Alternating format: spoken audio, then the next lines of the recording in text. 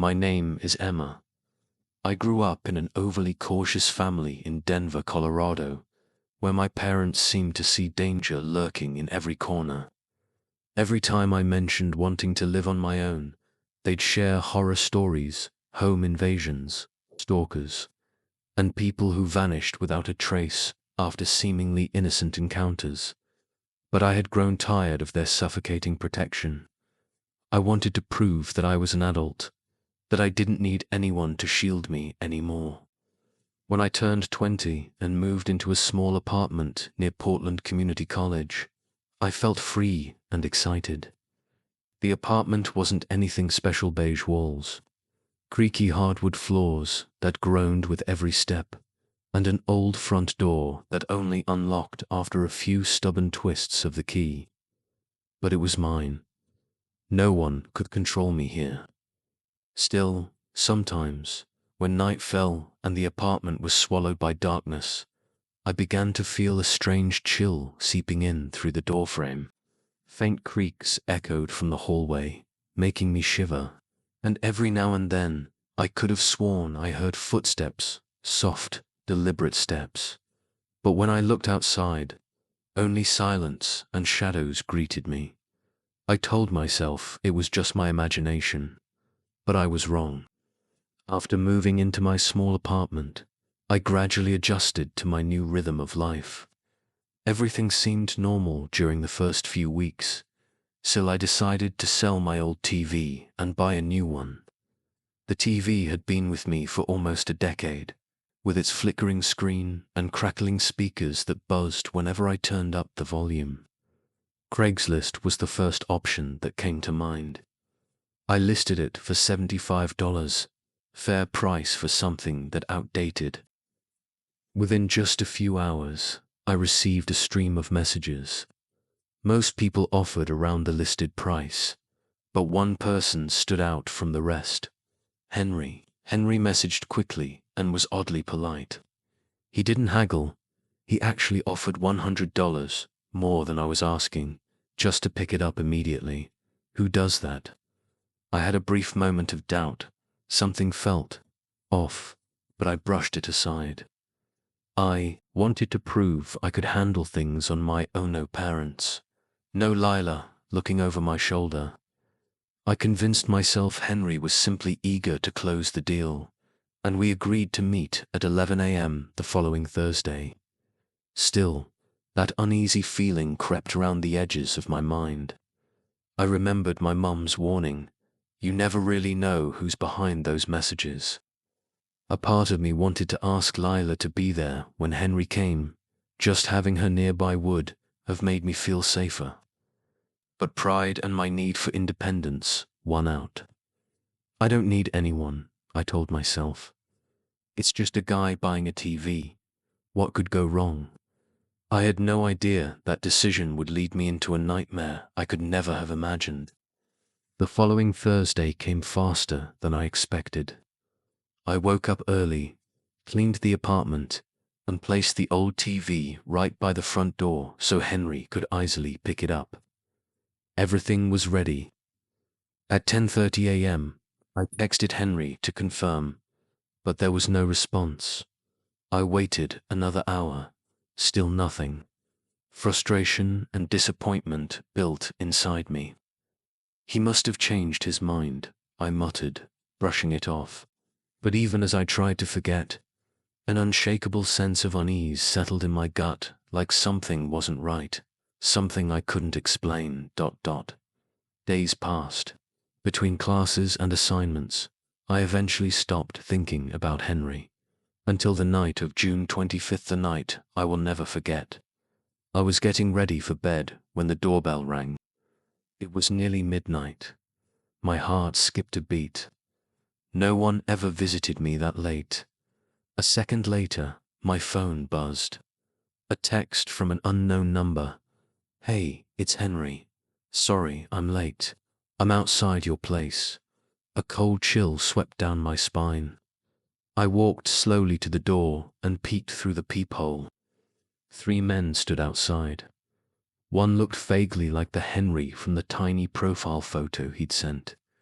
but the other two were strangers tall, broad, standing silently in the dark, whispering things I couldn't make out. My mother's voice echoed in my mind. Never open the door to strangers, especially when you're alone. My hands trembled. I quickly typed back, "It's too late. Can we do this tomorrow morning instead?" Henry responded immediately, "Sorry, I'll come back at 9 a.m. But they didn't leave right away. I stood frozen, watching them linger. They whispered to each other and looked around the hallway. One of them tapped the door softly, like testing it. Each second dragged like eternity.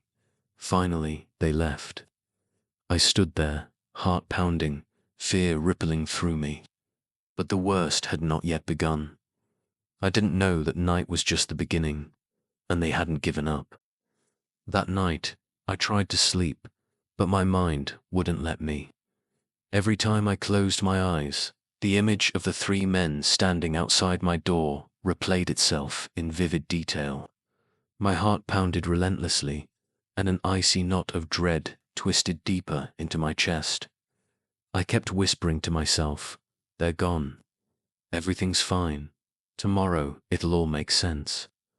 But the fear didn't fade. It clung to me like a shadow I couldn't shake.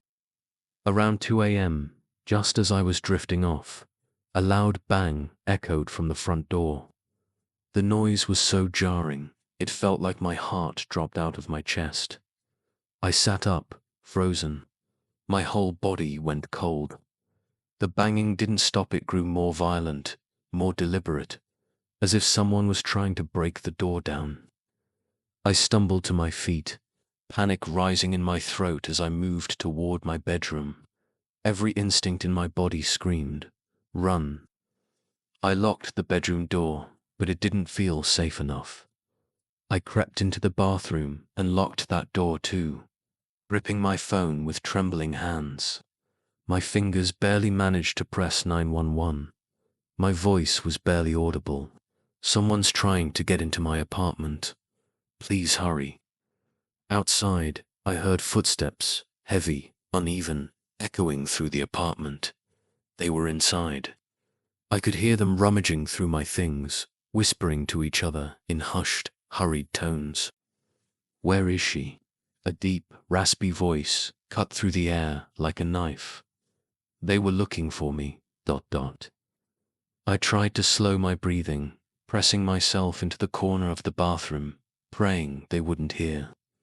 Then I heard the bedroom door burst open with a crash. One of them laughed under his breath. "She's hiding. Somewhere." I bit my lip to keep from screaming. The police were on their way, but would they make it in time? The footsteps drew closer. I could feel the cold breath of death just outside the bathroom door. I curled up in the corner of the bathroom, heart pounding so loudly it echoed in my ears, pressing one side of my face against the cold door. The heavy footsteps grew louder, closer. My breath caught when I heard the bedroom door crash open. "She's got to be in here somewhere." Henry's raspy voice slithered through the air, sending chills across my skin. Sweat poured from my forehead. I knew they were hunting me. I didn't move. I didn't breathe. Every muscle in my body was stretched to its breaking point as I listened. The footsteps stopped right in front of the bathroom door. My heart nearly stopped.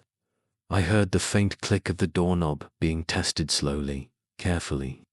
"It's locked," a second voice snapped, clearly irritated. Then came the pounding, vicious, booming fists slamming into the door, shaking the small space around me. "Come on, sweetheart. Just open up." Henry's voice was sickly sweet, a twisted mockery of affection laced with threat. I bit down hard on my lip, gripping the small razor I'd managed to grab before hiding. My mind spun. I knew they'd break through in seconds. My only hope, the police. And then, the wail of sirens split through the night air. I heard tires screech outside, followed by booming commands. Get on the ground. Drop your weapons. Footsteps thundered through the apartment. Chaos erupted, yelling, crashing, orders barked. The bathroom door still shook under their assault. But then, silence. I held my breath. A few long, agonizing seconds passed. Then came a soft knock at the door. "This is the police. Are you okay?" I burst into tears, sobbing from sheer relief, terror, disbelief. I had survived, but deep down, I knew. This nightmare wasn't over. Not even close. After the police pulled me out of that horrifying nightmare, I sat curled up on the living room floor, staring blankly at the front door, what was left of it. The frame had been shattered, wood splintered and hanging loose. My heart was still thudding in my chest, and my hands trembled uncontrollably.